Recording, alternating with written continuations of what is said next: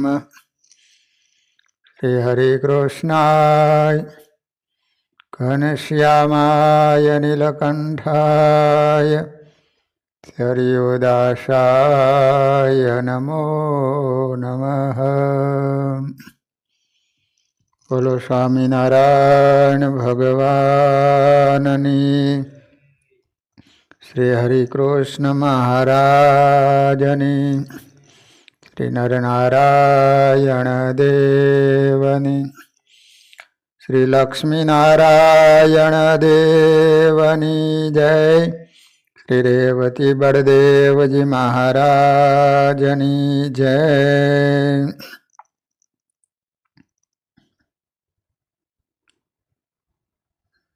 શ્રીમદ ભાગવતજીના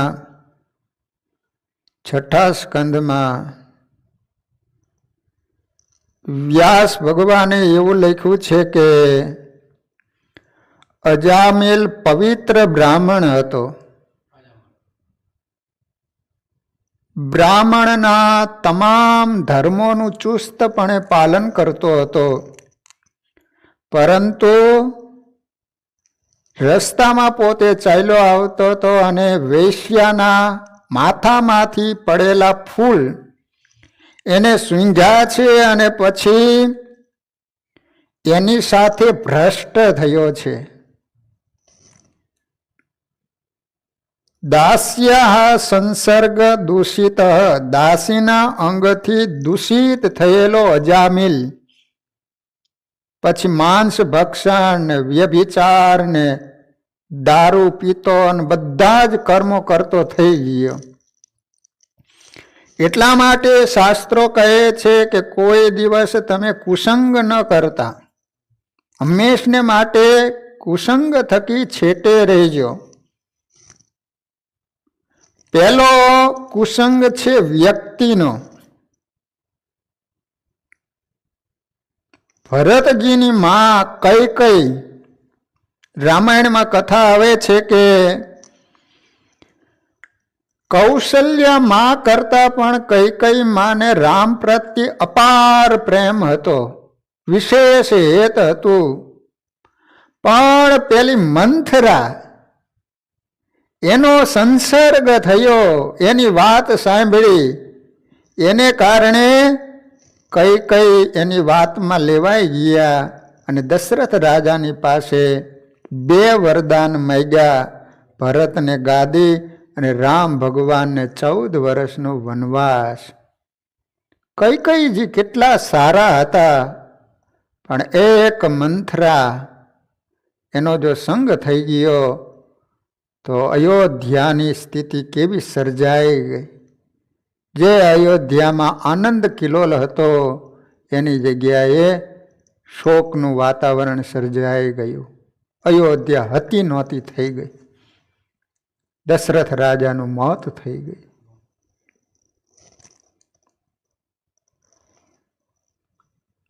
એક ચિત્રકાર હતો, એને ઈસુનું ચિત્ર દોરવું હતું. એટલે પછી એને વિચાર કર્યો કે એવી કોઈક વ્યક્તિ હોય કે એની અંદર ઈસુના દર્શન થતા હોય, તો પછી નગરની અંદર એક વ્યક્તિ એના જોવામાં આવી. એને કહ્યું કે તું મારે ત્યાં ચાલ. તેને સામે ઊભો રાખી અને ઈસુનું ચિત્ર એને દોર્યું. પછી સમય જતા જે ચિત્રકાર પેન્ટર હતો એના મનમાં એવો વિચાર આવ્યો કે મારે જલ્લાદનું ચિત્ર દોરવું છે. તો એ નગરમાંથી એવી વ્યક્તિની શોધ માટે ચાલ્યો, તો એક વ્યક્તિ હાથમાં આવી ગયો.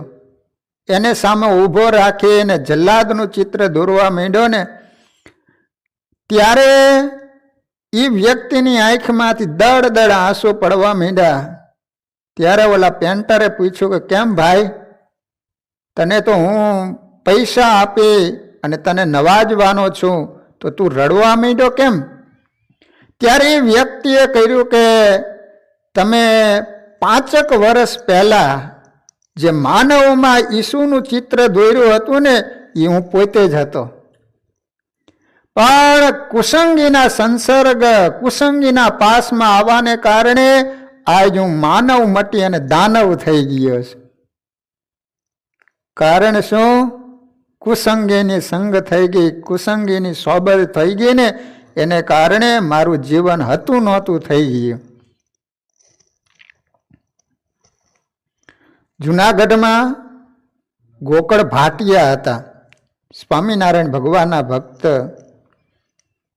એટલે એની માં હતી ને, એને જોઈ એટલે સ્વામિનારાયણ ભગવાનનો મહિમા નહીં. અને એ વખતે ભગવાને સમાધિ પ્રકરણ ચલાવેલું કે જેના ઉપર ભગવાનની નજર પડે 4 આંખો ભેગી થાય અને સમાધિ થાય. એટલે ગોકળ ભાટિયાએ એની માને કહ્યું કે માં, મહારાજને આપણા ત્યાં જમવાનું આમંત્રણ આપીએ. તો એની માં કહે છે કે સ્વામિનારાયણ જમવા આવે એની ના નહીં, પણ હું સ્વામિનારાયણની સામે જોઈશ નહીં. તો કે વાંધો નહીં, તમે એક બાજુ રૂમમાં બેસજો, હું ભગવાનને થાળ જમાડી દઈશ. ભગવાન એના ઘરે આવ્યા, ભગવાનને થાળ જમાડ્યો. પછી મહારાજ જમીને જતા હતા ને તે ઓલી કમાડની તિરાડ હોય ને જગ્યા, તો એને એમ થયું કે માણસો એમ કહે છે કે સ્વામિનારાયણ રૂપાળા બહુ છે, સ્વામિનારાયણ જેવી કોઈની ચાલ નથી, ચાલ જોવા તો દો કે સ્વામિનારાયણ કેવા છે. કમાળની તિરાડ ઓલી જગ્યા હતી, ત્યાંથી આમ મહારાજની સામે જોયું ને તે મહારાજે પાછું વળીને એના સામે જોયું, 4 આંખો ભેગી થઈ અને એને અખંડ મહારાજની મૂર્તિ દેખાવા માંડી. તે આ પાત્ર નહોતી ને તો કે મને સ્વામિનારાયણ વળગ્યા, મને સ્વામિનારાયણ વળગ્યા. રાત ને દી સ્વામિનારાયણ ભગવાન જ દેખાય. તે પછી આડોશી પાડોશી બાઈઓ હતા ને એને વાત કરી કે મારે હવે આ સ્વામિનારાયણ દેખાતા બંધ કરવા હોય તો શું કરવું પડે. તે કુસંગી બાઈઓ હતી ને તે એને કીધું કે સ્વામિનારાયણ છે ને ડુંગળી લસણ ખાય ને તો અહીંયાથી ભાગી જાય, એને ડુંગળી લસણની ગંધ ગમતી નથી. તું ડુંગળી લસણ ખા ને તો સ્વામિનારાયણની મૂર્તિ દેખાતી બંધ થઈ જાય. તો એ કુસંગીના કહેવાથી બાઈ ડુંગળી લસણ નહોતી ખાતી તો ખાવાની શરૂ કરી દીધું લો, અને પછી સ્વામિનારાયણ ભગવાનની મૂર્તિ દેખાતી બંધ થઈ ગઈ.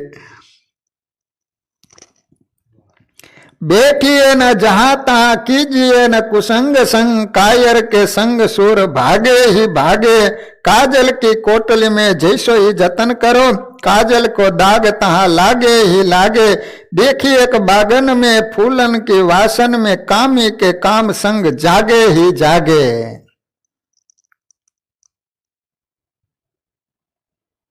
एक ज्योतिष હતો બ્રાહ્મણ, જ્યોતિષ જોઈ આપે. તે ચોર લોકો હતા ને એ લોકોએ વિચાર કર્યો કે આ જ્યોતિષ જે રીતનું મુહૂર્ત કાઢી આપે ને એ સમયમાં કામ કરે ને એટલે સક્સેસફુલ જ જાય.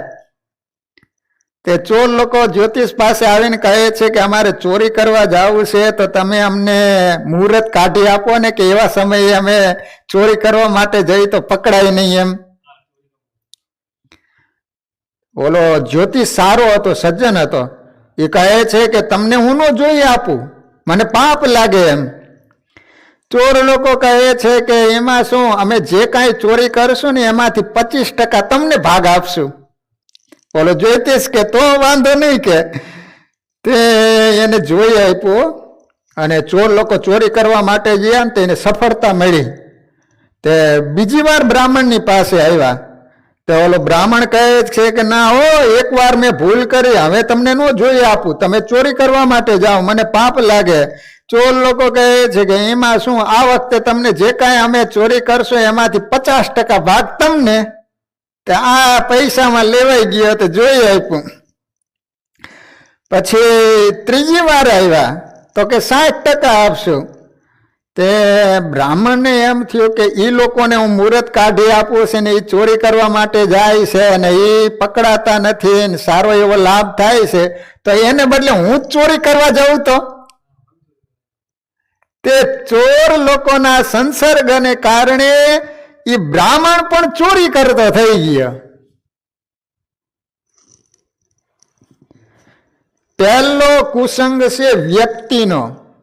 એવી વ્યક્તિના સંગમાં આવો તો તમારું જીવન ગમે એટલું સારું હોય. કાજલ કી કોટલી મેં જૈસો હી જતન કરો, કાજલ કી કોટલી મેં દાગ લાગે હી લાગે. હવે બીજો કુસંગ છે વાંચનનો.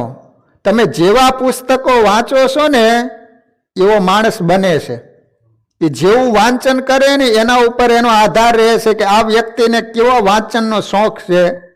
એ જો ગંદુ વાંચતો હોય તો સમજી લેવાનું કે એ માણસ કોઈ દિવસ મહાન ન બને. કાલેલકર સાહેબ શિક્ષક થઈ ગયા. કાલેલકર તો એનો પટ્ટાવાળો હતો ને એને એક અશ્લીલ પુસ્તક કાલેલકર સાહેબને આપ્યું. તો એને વાંચ્યું. એ પોતે એમ કહે છે કાલેલકર સાહેબ, એ કહે છે કે મેં ખરાબ પુસ્તક વાંચ્યું એને કારણે મને ખરાબ વિચારો આવ્યા.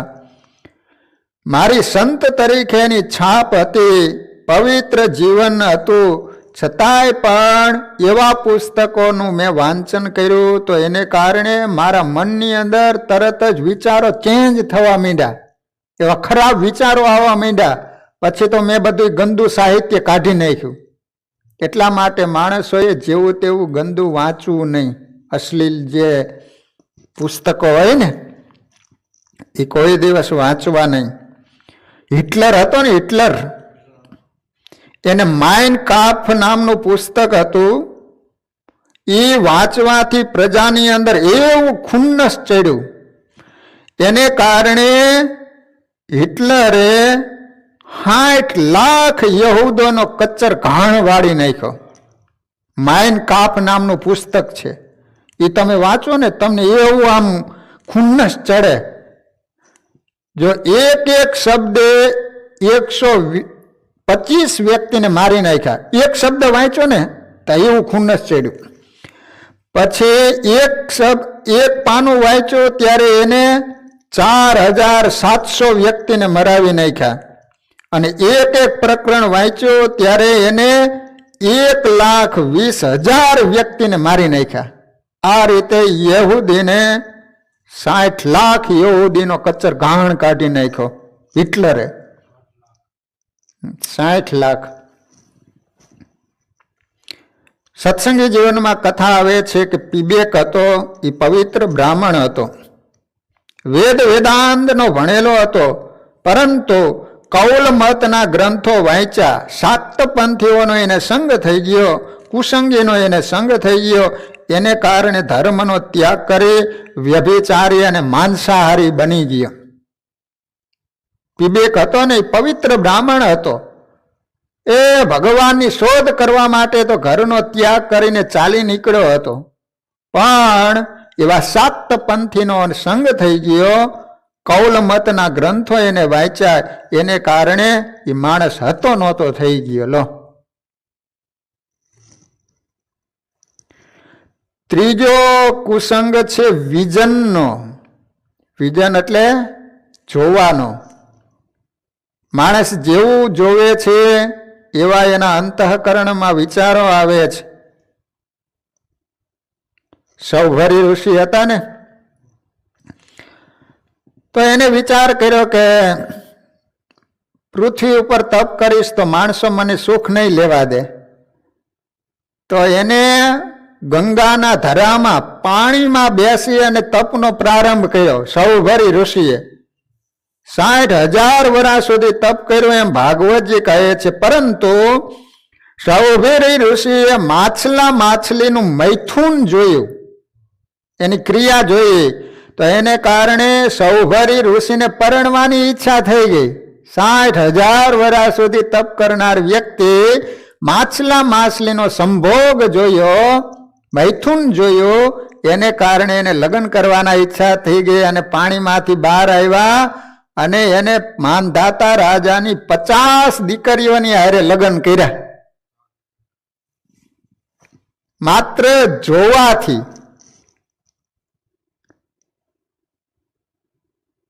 મુકુંદાસ જ્યારે કલ્યાણદાસની પાસે આવ્યા, મુક્તાનંદ સ્વામી, ત્યારે એને વાત કરી કે મારે બ્રહ્મચર્ય પાળી અને ભગવાનને ભેટાડે એવા સંતની શોધ માટે હું નીકળેલો છું.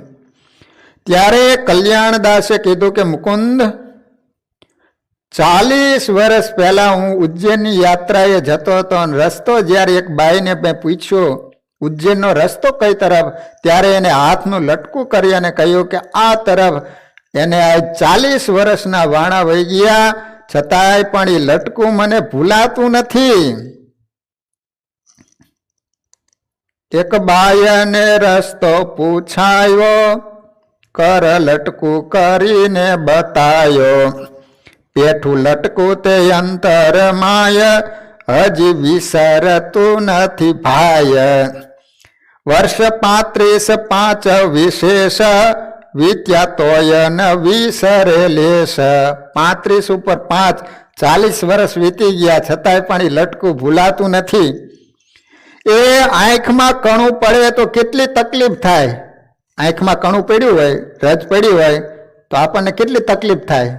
ઊંઘ ન આવે, એટલી બધી પીડા થાય. જ્યાં સુધી કણું કાઢો નહીં ત્યાંથી ખટકે એટલું બધું. તો એક આંખમાં કણું પડે તો કેટલી તકલીફ થાય છે. તો આખે આખો માણા પડે આંખમાં તો પછી કેટલી તકલીફ ઊભી થાય.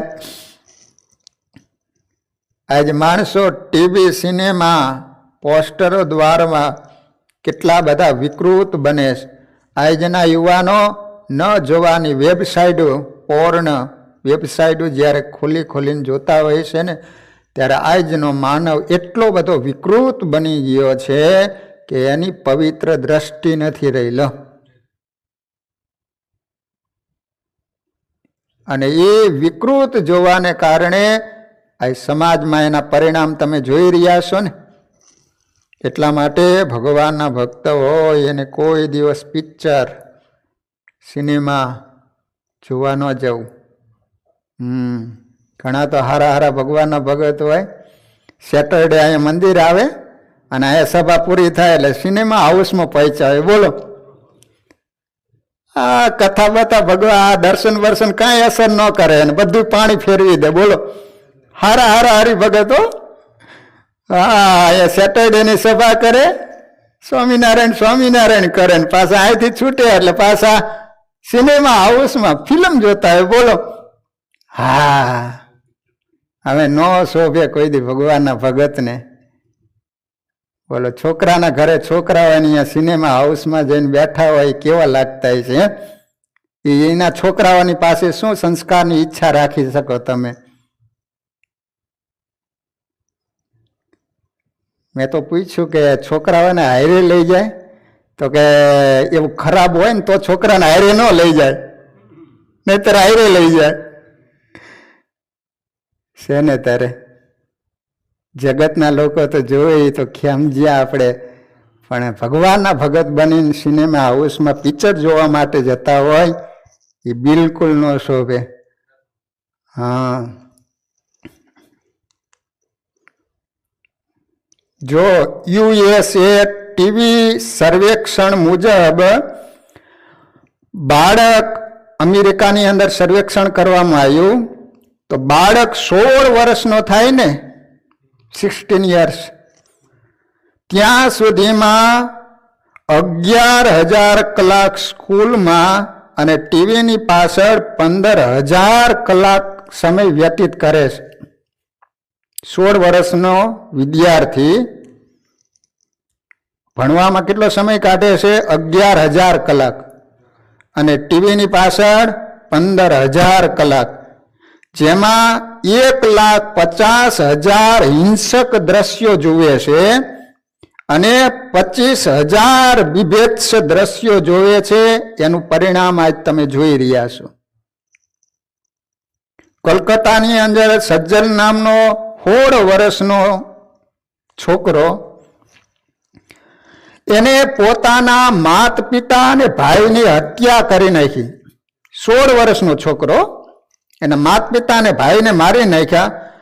પોલીસે એને કારણ પૂછ્યું ત્યારે સજ્જલ નામનો છોકરો હતો, એને કીધું કે ટીવી પર આવતી ધી વર્લ્ડ ધીસ વીક ના ન્યૂઝ મેકર્સમાં બતાવવામાં આવેલા એક ખૂન કેસના આધારે મન થઈ ગયું. આ નામનું કંઈક ફિલ્મ હશે, ગમે તે હોય. એ છોકરાએ જોયું, એને કારણે કે મને પણ ઈચ્છા થઈ ગઈ ખૂન કરવાની. એને કારણે મારા મા બાપ અને સગા ભાઈને મેં મારી નાખ્યા. દેખો એનું પરિણામ. હા, માણસ જેવું જોવે છે એવા એના વિચારો આવે છે.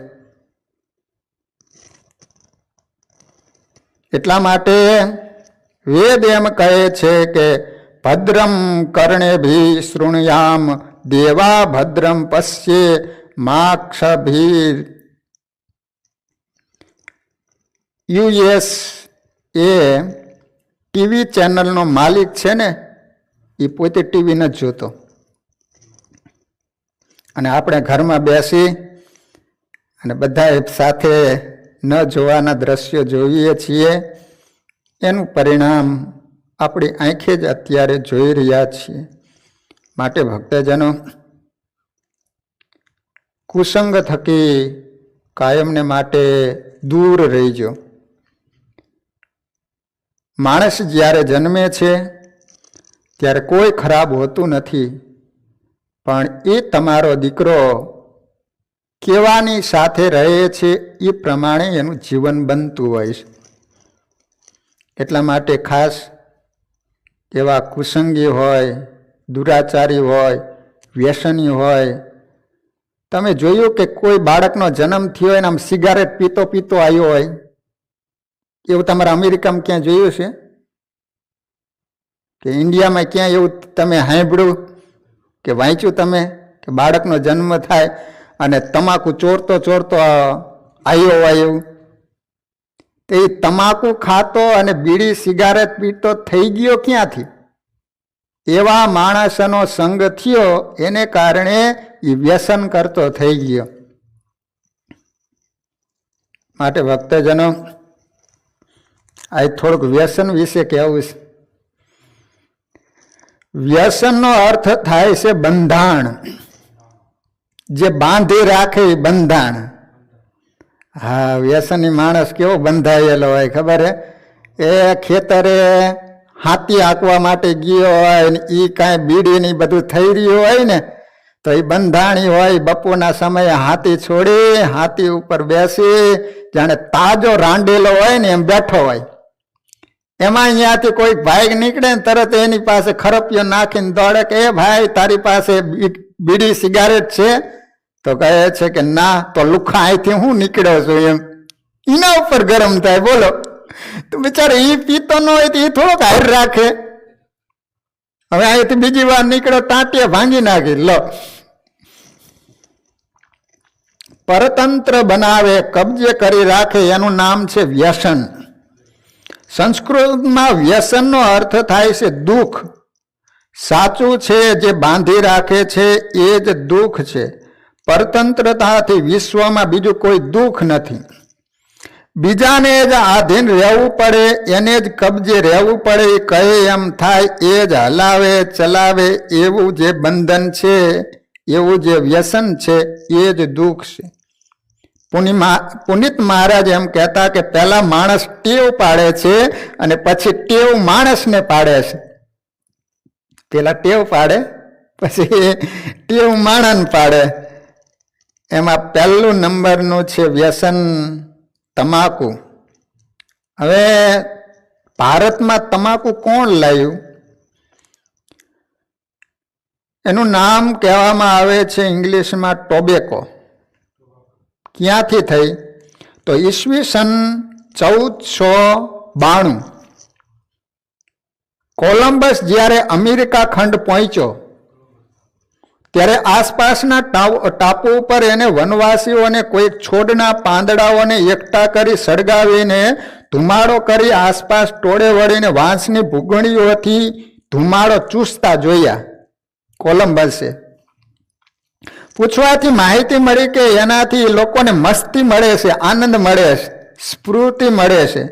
કોલંબસ અને એના સાથીઓએ પણ મોજ માણી, લિજ્જત માણી, આનંદ આવ્યો. વિચાર કર્યો કે આ છોડવાઓને પોતાના દેશ યુરોપમાં લઈ જવા છે. તે છોડવા તમાકુના હતા ને એ કે મારે યુરોપમાં લઈ ગયા, અહીં અમેરિકાથી લઈ ગયા. વનવાસીઓએ જે વાંસની ભૂંગળીઓથી ધુમાડો ખેંચતા હતા એને વનવાસીઓ ટબાકો કહેતા હતા. એના ઉપરથી આ છોડનું નામ ટોબેકો પડ્યું. આમ કોલંબસ અને એના સાથીઓની સાથે આ છોડવા યુરોપમાં, સ્પેનમાં, પોર્ટુગલમાં પહોંચ્યા. એની ખેતી શરૂ થઈ અને એની પીવાની પદ્ધતિ શરૂ થઈ. યુરોપની પ્રજા વિશ્વમાં દૂર દૂર ગઈ છે, રાજસત્તાઓને માટે, ધન પ્રાપ્તિ માટે, લૂંટફાટ માટે. તો એની સાથે સાથે આ તમાકુ પણ ગઈ છે અને આખા વિશ્વમાં ફેલાઈ ગઈ. આપણે ત્યાં ઈસવીસન 1600ની આસપાસ પોર્ટુગીઝો અહીં આવ્યા ભારતમાં. ત્યારે જહાંગીરના દરબારમાં પોર્ટુગીઝોએ જહાંગીરને તમાકુની લિજ્જત ચખાડી. જહાંગીરને એનાથી આનંદ આવ્યો. પછી તો પોર્ટુગીઝોએ અમલદારો, અમીર ઉમરાઓ, સરસેનાધિપતિઓ બધાને એની લિજ્જત ચખાડી. બધા જ એના બંધનમાં આવ્યા. જે સૈનિકો હતા એ પણ બધા પિતા થયા અને ધીમે ધીમે આમ જનતા સુધી તમાકુએ એની માયા જાળ ફેલાવી. પછી તો આખા ભારતમાં એ પ્રસરી. જુદી જુદી રીતે એનો ઉપયોગ થતો ગયો. બીડી, સિગારેટ, હોકા ચલમથી પીને, તમાકુને મસળીને, ચાવીને, બજર બનાવીને, દાંતે ઘસીને, છીકડી બનાવીને, નાકમાં ઊંઘીને, આ રીતે જુદી જુદી રીતે તમાકુનો ઉપયોગ થયો અને માણસ એનાથી નશો પ્રાપ્ત કરતો થયો.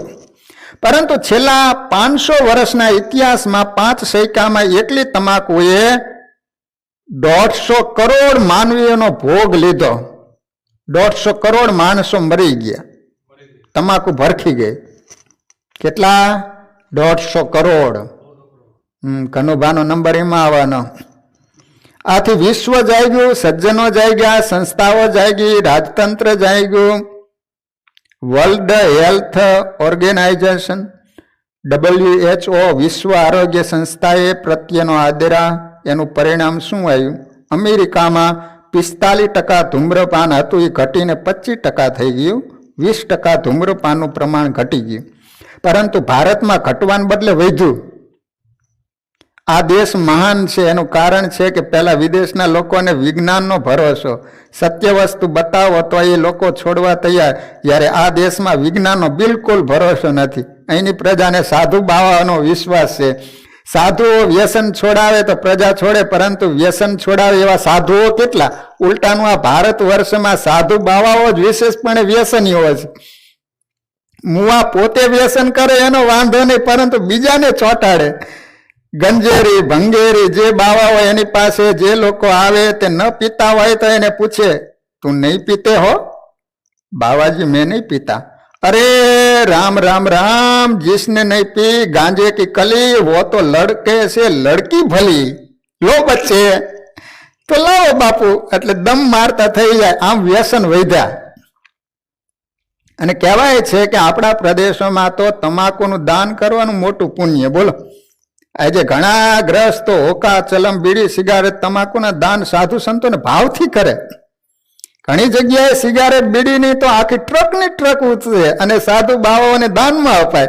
એના દાનના મહિમાના શ્લોકો પણ બનાવ્યા. તમાકુ તિલ માત્ર ને સુવર્ણ દાન ફલમ લભેત. તલ જેટલા તમાકુનું દાન જો કોઈ સાધુને કરે તો એને સુવર્ણ દાન જેટલું પુણ્ય મળે. ચપટી ચપટી ગૌદાનમ, એક ચપટી તમાકુ આપો તો ગૌદાન કર્યાનું પુણ્ય મળે. પડી કે પાપ નાશનમ, એક પડીકું આપે તો સમસ્ત પાપ બળીને ભસ્મ થઈ જાય છે ને અંધશ્રદ્ધા. એટલે વ્યસનો વધ્યા. પરંતુ જેટલા સમજદાર માણસો છે એને વ્યસનો ઘટાડવાના પ્રયાસ કરવા જ રહ્યા. હવે તમાકુમાં કયા ઝેરી તત્વો છે એ બરાબર સાંભળજો, જેટલા વ્યસની બેઠા હોય એટલા. તમાકુનો ઉપયોગ ધૂમ્રપાન કહેતા, સ્મોકિંગ. ધૂમ્રપાન એટલે શું? ધુમાડો કરીને પીવો, એનું નામ કહેવાય ધૂમ્રપાન. બીડી, સિગારેટ, હોકા, ચલમથી માણસો તમાકુ પીવે. તમાકુમાં નિકોટિન નામનું ભયંકર ઝેર તો છે જ. નિકોટિન જ્યારે માણસ એક ચૂસકી લગાવે ત્યારે નિકોટિનની સાથે બીજા ઘણા તત્વોને પોતાના ફેફસામાં પધરાવે છે. એક ચૂસકી લગાવે તો ધુમાડાની અંદર નિકોટિન, ટાર, કાર્બન મોનોક્સાઇડ, કાર્બન ડાયોક્સાઇડ અને હાઇડ્રોજન સાઇડ અને બીજા 12 જેટલા તત્વો શરીરમાં જાય છે અને શરીરના કોષોમાં હોજા પેદા કરે, કોષોને નુકસાન પહોંચાડે. આવા ઝેરી તત્વો આ બીડી સિગારેટના ધુમાડામાં છે. બધાને એનું સંયોગિક રાસાયણિક બંધારણ ન સમજાય તો એટલું સમજો, જે પેટ્રોલથી ચાલતી મોટર ગાડી હોય એના ધુમાડિયામાંથી જે ધુમાડો નીકળે છે એનાથી 10 ગણો ઝેરી ભયંકર ધુમાડો આ બીડી સિગારેટમાં છે. કેટલો?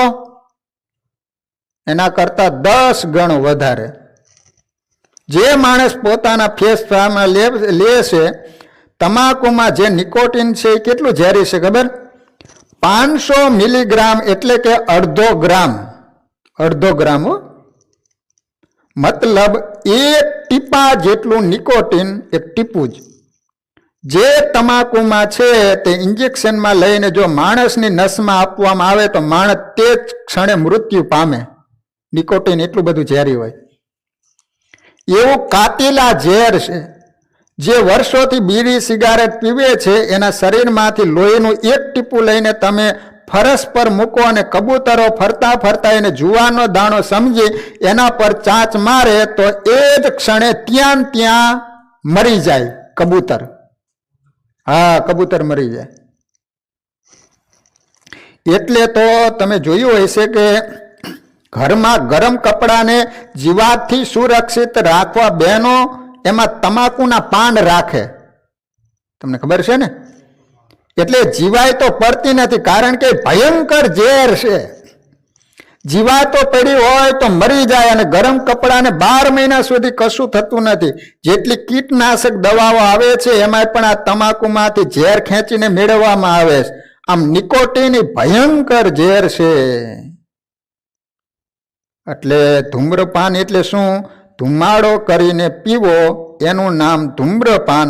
ધૂમ્રપાન એટલે ધીમું ઝેર, પોઈઝન.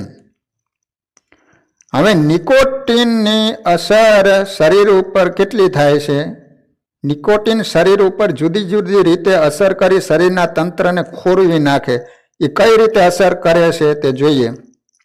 જો નિકોટિનની પ્રારંભિક અસર નશીલી છે. માણસ જેવી એની ફૂંક મારી ચૂસકી લગાવે કે તરત જ ફક્ત 7 સેકન્ડમાં નિકોટિન ફેફસામાં ચૂસાય, લોહીમાં ભળી સીધું મગજમાં પહોંચી જાય અને 7 સેકન્ડમાં મગજમાં અસર થતા જ બંધાણી લહેરમાં આવી જાય. ખોખારા ખાવા માંડે, મોઢું મલકી જાય, એને નશો દેખાય છે. પરંતુ એની પાસે શરીરની બરબાદી થાય છે એ માણસને ખબર નથી. કારણ કે નિકોટિન છુપો રુસ્તમ છે. ઉદય જેમ ઘરને ફોલી ખાય ને એવી રીતે નિકોટિન શરીરને ફોલી ખાય છે. માણસ ધૂમ્રપાનમાં નિકોટિન પીવે છે ત્યારે નિકોટિન લોહીમાં ભળતા જ કેટેકોલાઇન નામના અંતઃસ્ત્રાવની માત્રા વધારી દે છે. કેટેકોલાઇનની માત્રા વધતા જ હૃદય ઉપર અસર થાય અને એ હૃદયની ગતિને ઝડપી બનાવે. જેમ ઓઇલ એન્જિનની ચાલ ખેંચવાથી ઓઇલ એન્જિન ધક ધક ધક ધક થતું હોય તો ઝડપથી ધક ધક ધક ધક થવા માંડે છે ને. બંધાણીના પલ્સ ધબકારા માપજો. જેવી ચુસ્કી મારે તે સાથે થોડી જ મિનિટમાં એનું હાર્ટ 70-75ની સ્પીડનું હોય તો એનું લેવલ 100ની સ્પીડમાં ધક ધક ધક ધક થવા માંડે. હૃદય આપણા શરીરનો પંપ છે. તે લોહી ખેંચવાનું અને ફેફસાનું કામ કરે છે, એટલે બ્લડ સર્ક્યુલેશન વધે છે. પરંતુ આ નિકોટિનની બીજી ખતરનાક અસર એ છે કે હૃદયને લોહી પૂરું પાડનારી નળીઓ નસો છે એને એ સંકોચે છે. આ નસું છે ને આપણી, હા, એ સંકોચાય. કારણ કે ગતિ એટલી બધી વધી. એક બાજુ હૃદય વધારે લોહી માગે છે તો બીજી બાજુ લોહી પૂરું પાડનારી નળી સંકોચાય છે. એટલે હૃદય ઉપર બેવડું જોર પડે. પરિણામે જ્યાં સુધી નવું એન્જિન છે ત્યાં સુધી અસર વર્તાતી નથી, પરંતુ ધીમે ધીમે હાર્ટ એટેક, હૃદય પહોળું થવું અને બ્લડ પ્રેશરના દર્દો આપણે આવીને ઊભા રહે છે. નિકોટિનના પ્રભાવથી હૃદય ઉપર આ અસર સર્જાય છે.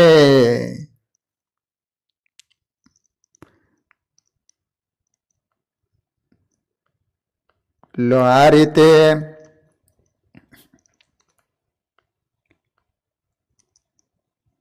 ડોક્ટરો કહે છે, ના પાડે છે, છતાંય પણ વ્યસનીઓ વ્યસન છોડી શકતા નથી.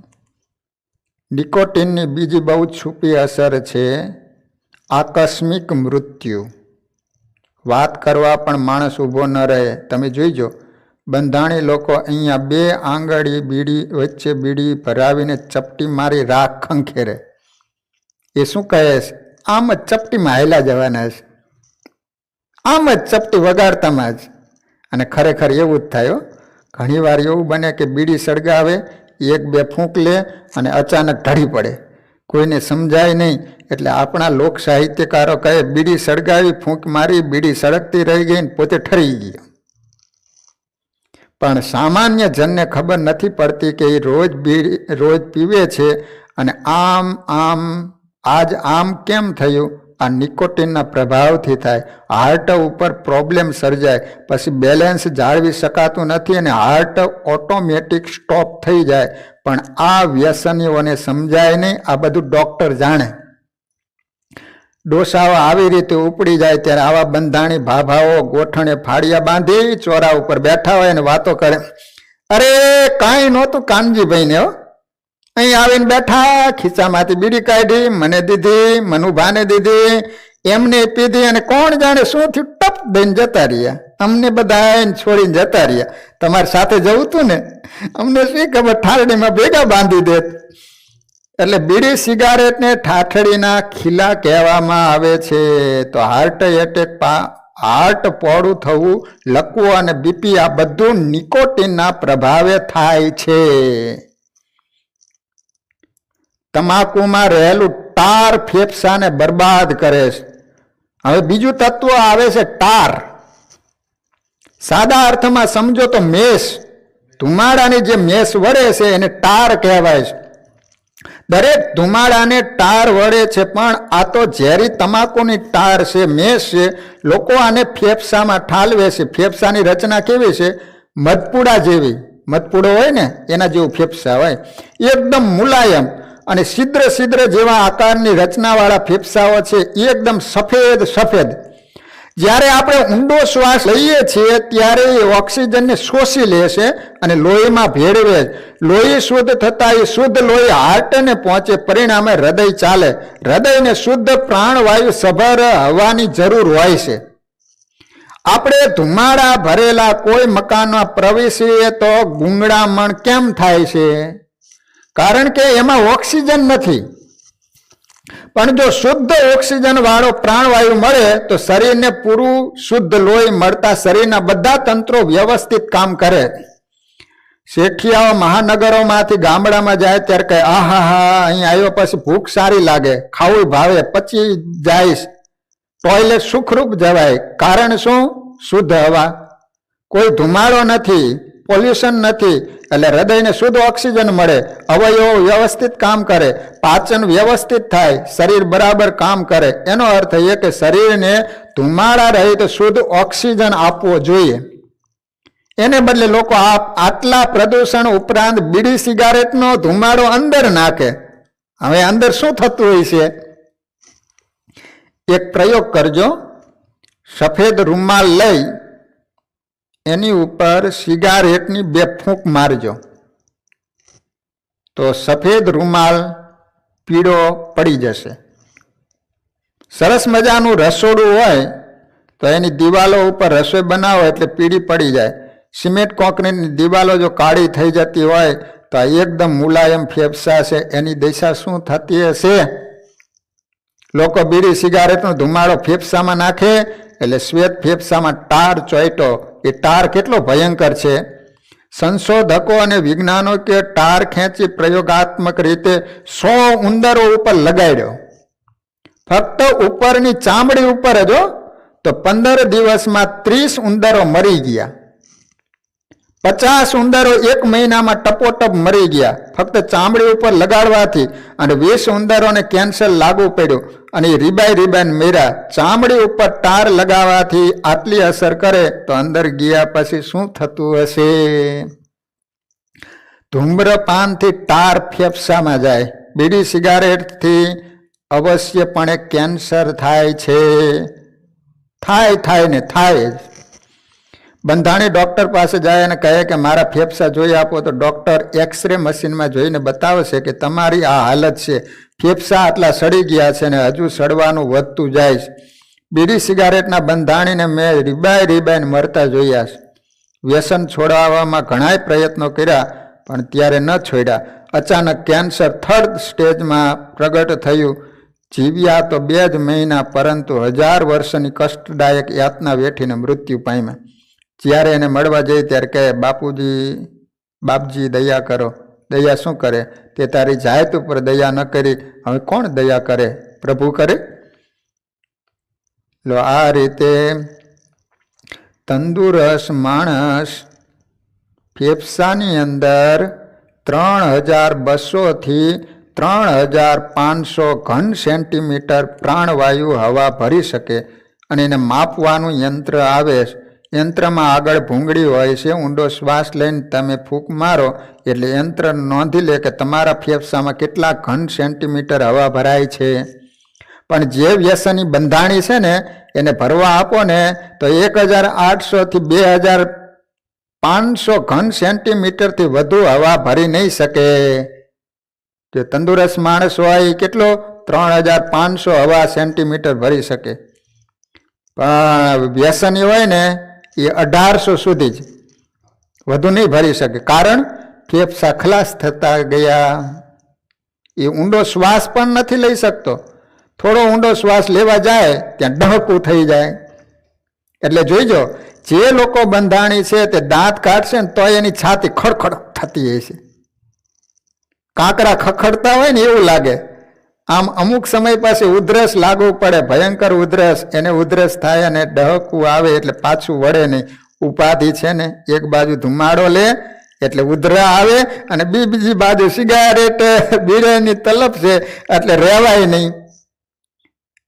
લો આ રીતે વાલા ભક્તજનો, વ્યસન કરવાથી, બીડી અને તમાકુ ખાવાથી કેટલું નુકસાન છે અને માણસના શરીરમાં કેટલી બધી અસર થાય છે અને એને કયા પ્રકારના રોગો થાય છે એ બધી બાબત આપણે કાલે શ્રવણ કરીશું.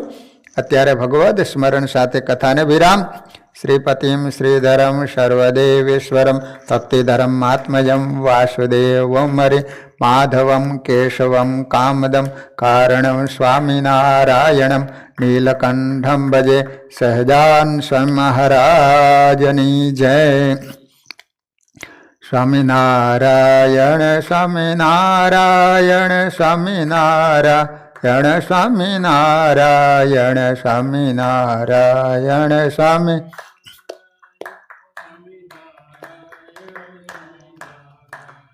સ્વામિનારાયણ સ્વામિનારાયણ સ્વામિનારાયણ સ્વામિનારાયણ સ્વામિનારાયણ સ્વામી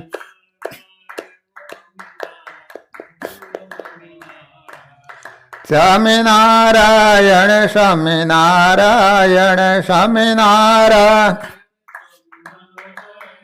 સ્વામિનારાયણ સ્વામિનારાયણ સ્વામિનારાયણ સ્વામિનારાયણ સ્વામિનારાયણ સ્વામી સ્વામિનારાયણ સ્વામિનારાયણ સ્વામિનારાયણ સ્વામી સહજાન મહારાજની હરિકૃષ્ણ મહારાજની નરનારાયણ દેવની લક્ષ્મીનારાયણ દેવની જય. રેવતી બળદેવજી મહારાજની બધા જ હરિભક્તોને ઘણા ભાવથી જય સ્વામિનારાયણ.